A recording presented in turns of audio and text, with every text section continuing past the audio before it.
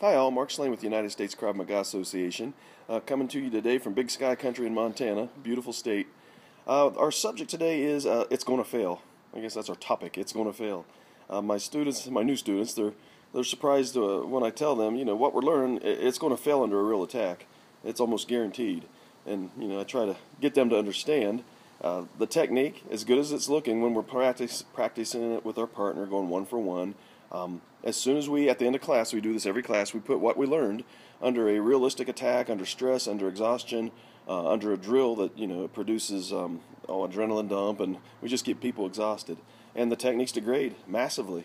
Even for our black belts that have been teaching this stuff for years, when we put this stuff under drills, it degrades. Not quite as massively, but it degrades. So the magic isn't in the technique. I get people that come from other martial arts or other systems, they come to our gym, and then I hear a lot, hey, can we slow this down? I need to learn this technique. And I always tell them, why? Why do you think the technique's magic? That technique is guaranteed to degrade under stress and exhaustion. And I'll prove it to you at the end of class. As soon as we put it under stress, it degrades. Hence, we can't be so worried about the technique.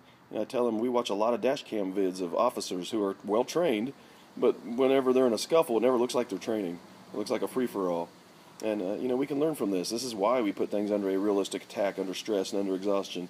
If what you're learning isn't put under those things, how do you know it will work under stress and exhaustion and a realistic attack?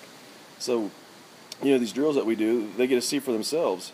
We, newer people, during a drill, sometimes they'll just stop, put their hands down. We have so much chaos coming at them, so much input, so much exhaustion and confusion, that they'll just freeze. Now, we absolutely want to train them to get rid of that freeze, but again, it's not the technique that's going to save their butt.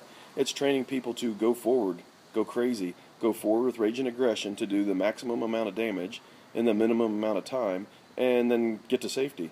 In our drills, when people are so confused that they stop, I scream at them, hit, when in doubt, hit something. I don't care if it's hitting the wrong thing, we're hitting.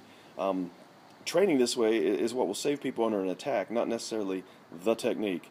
I just proved this, it's been a year or so ago, but I had a black belt group. They were getting ready to test for black belt. They have taught the techniques. They're very, very proficient at the techniques. As soon as we put it under any kind of drill, the technique starts to degrade.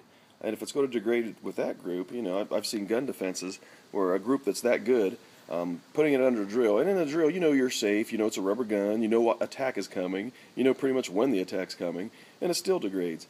Imagine how much worse that would be on the street. You didn't know it was coming. You're about to die. Someone's truly trying to harm you and your family. It's just going to pot. It's going to degrade, and there's really no arguing that.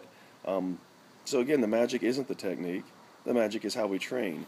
So we train what we think are the easiest to learn, most effective, best techniques possible. But mainly, we're putting everything under stress, exhaustion, working people into the ground. And then again, if that technique, if you leave a part out of it, or if it's not even the technique that we taught, as long as you're staying safe, I'm teaching you well. Our handgun defense, we see even trained groups under the drills. It doesn't look anything like our defense, but as long as they got the handgun pointed somewhere besides at them, they're beating this idiot, and they're taking the handgun at the end. They did Krav Maga. They did it. They did what we're teaching. We're teaching philosophy. With a handgun, it's pointed somewhere else, beat them, take the handgun. With a knife, block it, smack them as hard as you can, bear hug their arm, and smack them some more, throw some knees. As long as they're doing that, I don't care if my technique was perfect. I don't even care if it looked like what I taught, as long as they're surviving a deadly attack. Again, I don't know. To me, coming from a martial arts background, that was just a breath of fresh air when I took Krav Maga.